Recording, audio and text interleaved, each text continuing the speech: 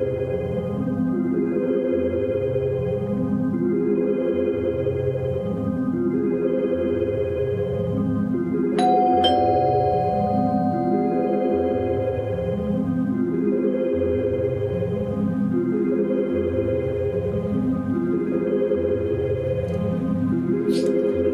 चौहान। जी ma'am आपका parcel. भैया नहीं चाहिए प्लीज। मैम अगर आपको नहीं चाहिए तो आपने जहाँ से ऑर्डर किया है वहाँ से आप रिटर्न रिक्वेस्ट डाल दीजिए, वापस हो जाएगा, पर यहाँ तो आपको लेना पड़ेगा। ठीक है दीजिए। मैम हाँ एक गिलास पानी मिलेगा? भैया आप कहीं और पी लो पानी प्लीज। मैम बहुत ज़ोरों की प्यास लगी है। ठीक है लाती हूँ।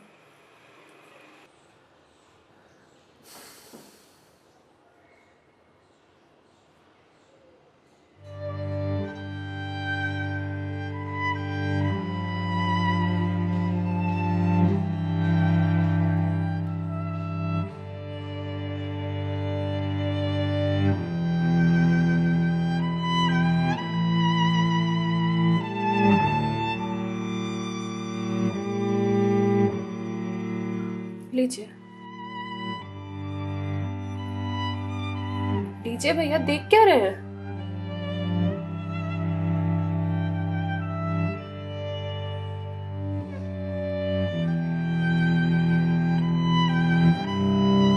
मैम आपको कोई दिक्कत है? मतलब आप किसी परेशानी में हैं? भैया पानी पीकर ग्लास दीजिए आप। मैम छोटा मुंह बड़ी बात कह रहा हूँ, पर अगर आप किसी परेशानी में हैं तो आप मुझे बता सकती हैं। भैया आप पानी पीजिए, ज्यादा समाज से भी मत बनिए। मैम दुख बांटने से कम होता है। अच्छा, और आपको किसने कहा कि मैं दुखी हूँ? मैम अगर आप दुखी नहीं हैं तो फिर वो फंदा क्यों लगा रखा है?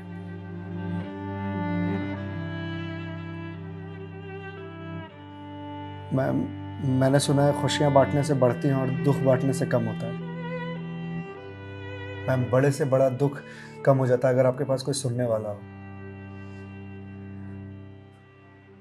मैम प्लीज़ मैम रोइए मत मैम। मैम देखिए ये तो मुझे नहीं पता कि आपको क्या परेशानी है, पर अगर आप मुझे बताएंगे तो शायद मैं कोई सॉल्यूशन निकाल पाऊँ। नहीं, कोई मेरे लिए कुछ नहीं कर सकता। मेरे पास अब मरने के अलावा कोई ऑप्शन नहीं है। मैम ऑप्शन तो ढूंढने से मिलता है ना। आप एक बार मुझे बताइए ना, शायद मैं कोई जीने का ऑप्शन ढूंढ पाऊँ आपके लिए। क्यों बताऊं तुम्हें? क्या कर लोगे तुम? मैंने बोला ना, मेरी हेल्प कोई नहीं कर सकता है। मैम आप अगर मुझे नहीं बताएंगे तो मैं वैसे भी कुछ नहीं कर पाऊंगा, पर अगर आप मुझे बताएंगे तो शायद मैं कोई हल निकाल पाऊं। और अगर कोई हल नहीं निकला तो आप तो वैसे भी सुसाइड करने जा रहे थे, तो जाने से पहले अपना दुख मुझे बताते जाइए प्लीज।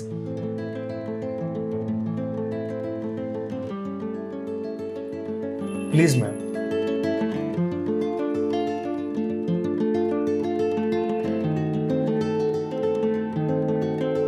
मैं ईएमआईज़ के चक्कर में फंस चुकी हूँ।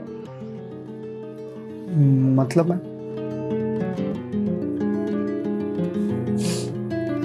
कुछ साल पहले एक कोर्स के लिए मैंने लोन लिया था, फिर उसके कुछ वक्त के बाद एक और लोन, और ये लोन का सिलसिला यूं ही चलता गया। इस महंगाई के जमाने में पैसे की जरूरत तो हर किसी को पड़ती है, मुझे भी थी। मैंने प्राइवेट कंपनी से भी लोन लिए, ज्यादा ब्याज पर, और अब मैं उन्हें चुका नहीं पा रही हूँ। क्यों मैम, आपके पास जॉब तो होगी ना? जॉब थी, पर मैं जिस कंपनी में जॉब करती थी उस कंपनी ने मुझे ये कहकर टर्मिनेट कर दिया कि फाइनेंशियल लॉस के कारण वो मुझे और मुझ जैसे कुछ एम्प्लॉयज को सैलरी नहीं दे सकते। तो मैम आप किसी और कंपनी में ज्वाइन कर लो, बहुत सारी कंपनीज हैं यहाँ तो। तुम्हें क्या लगता है मैंने अप्लाई करने का ट्राई नहीं करा होगा? जॉब नहीं खोजी होगी? बहुत की थी, पर इस रिसेशन के जमाने में जॉब मिलना कितना मुश्किल है ये तुम जैसे डिलीवरी बॉय को क्या पता।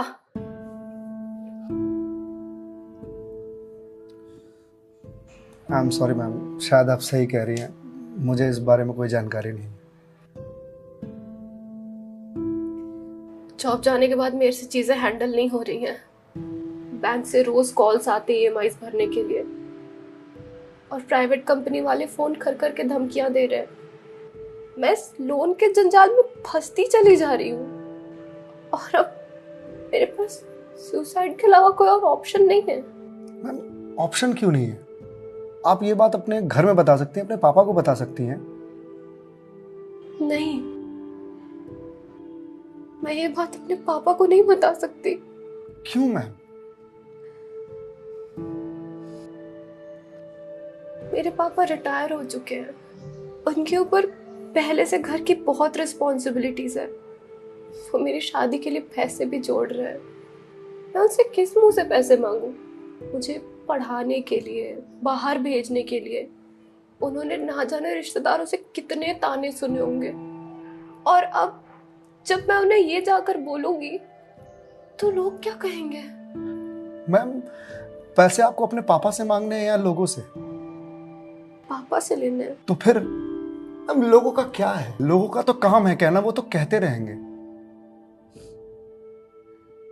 पर मैं किस मुंह से जाके अपने पापा को ये बोलूं? किस मुंह से मांगू पैसे उनसे?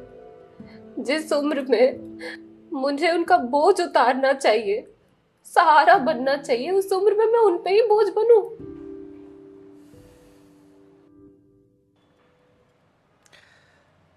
मैम, एक बात बताएंगे आप? बचपन में आपकी सबसे फेवरेट चीज क्या थी? बचपन में मुझे साइकिल का बहुत शौक था। तो मैम, आपको साइकिल किस एज में मिली थी? यही कोई 8 साल की होंगी मैं। तो साइकिल तुरंत मिल गई थी आपको? नहीं, पापा तो मान ही नहीं रहे थे। बोल रहे थे गिर जाएगी, चोट लगा लेगी। तो फिर कैसे साइकिल मिली? बहुत जिद की थी मैंने, बहुत। खाना पीना सब छोड़ दिया था। तो मैम, साइकिल के लिए जो जिद किया आपने, तो शर्म आई होगी आपको? तो मुझे मुझे क्यों शर्म आएगी? पापा है वो मेरे, उनसे जिद नहीं करूंगी तो किससे जिद करूंगी? तो मैम, जब बचपन में साइकिल के लिए जिद करने में शर्म नहीं आई, तो अब क्यों आ रही है? मैम, अभी आपने कहा कि आपके पापा आपकी शादी के लिए पैसे जोड़ रहे हैं, पर आप तो यहाँ सुसाइड कर रही हो, तो वो उन पैसों का क्या करेंगे? या उन्हें यह जानकर बहुत खुशी होगी कि उनकी बेटी ने शादी का बोझ हल्का कर दिया उनके सिर पर से। मैम, आपको मालूम है, हमारे जनरेशन की दिक्कत यही है कि हम अपने आप को इतना बड़ा समझ लेते हैं कि हम अपने पेरेंट्स से ही अपनी बात छुपाने लगते हैं। कभी ये कहकर कि पापा मम्मी नहीं समझेंगे, या कभी ये कहकर कि मैं उन्हें परेशान नहीं करना चाहती, या कभी ये कहकर कि हम दोनों की सोच नहीं मिलती है। एक बार आप अपनी दिक्कत अगर अपने पेरेंट्स से शेयर कीजिएगा ना, तो आपको जीवन में फिर कभी सुसाइड करने की जरूरत नहीं पड़ेगी, या मेरे जैसे किसी अनजान से अपनी बात शेयर करने की जरूरत नहीं पड़ेगी। प्लीज मैम, एक बार शेयर करके देखिए। उनसे बेहतर दोस्त इस दुनिया में कोई नहीं हो सकता। प्लीज मैम, एक बार ट्राई कीजिए, प्लीज मैम।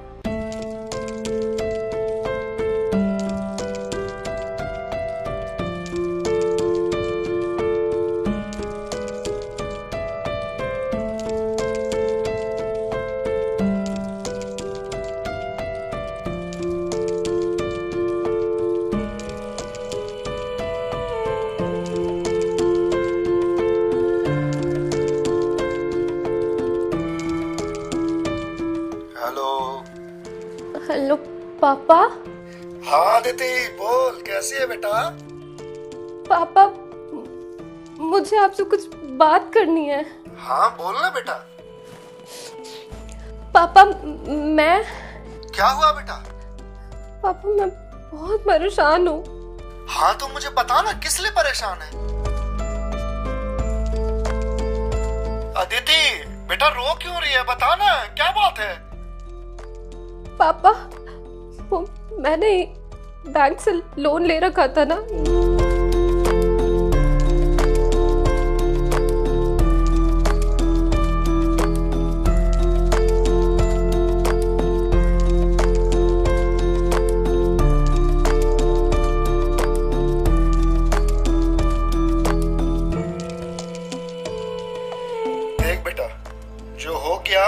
सो हो गया, तू चिंता मत कर, मैं हूं ना। अभी तेरा बाप जिंदा है, मैं काम करता हूँ, मैं कल ही तेरे पास आता हूँ, तू बिल्कुल भी चिंता मत कर। हाँ पापा, आप प्लीज आ जाइए। देखा मैं, आपके पापा आपके एक फोन पर यहाँ आने को तैयार हो गए और आप इतने दिनों से अकेले सफर कर रहे थे। मैम, मम्मी पापा से बढ़िया दोस्त कोई हो ही नहीं सकता। आप एक बार उन्हें दोस्त बना करके तो देखिए। आप सही कह रहे हैं भैया, मम्मी पापा से अच्छा दोस्त कोई नहीं हो सकता है। Thank you. It's okay ma'am, ये लीजिए क्लास। वंस अगेन भैया, thank you so much. It's okay ma'am, bye. Ma'am, जी मेरे पास आपके लिए कुछ है, यहीं रुकिएगा, मैं थोड़ी देर में आता हूँ।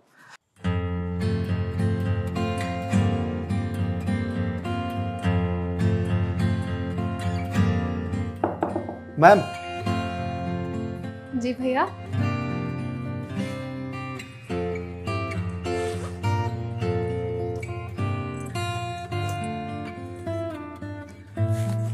मैम, ये आपके लिए। भगवत गीता? जी मैम। मैम, 2020 का साल मेरे लिए बहुत बुरा था। कोरोना में मेरी जॉब चली गई।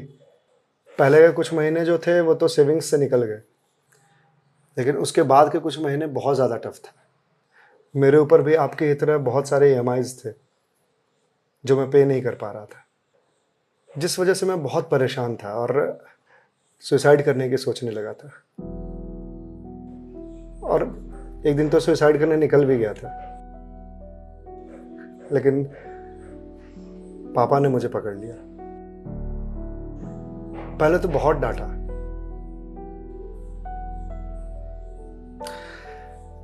फिर उसके बाद सीने से लगा करके कहा कि तू चिंता क्यों करता है, मैं हूं ना।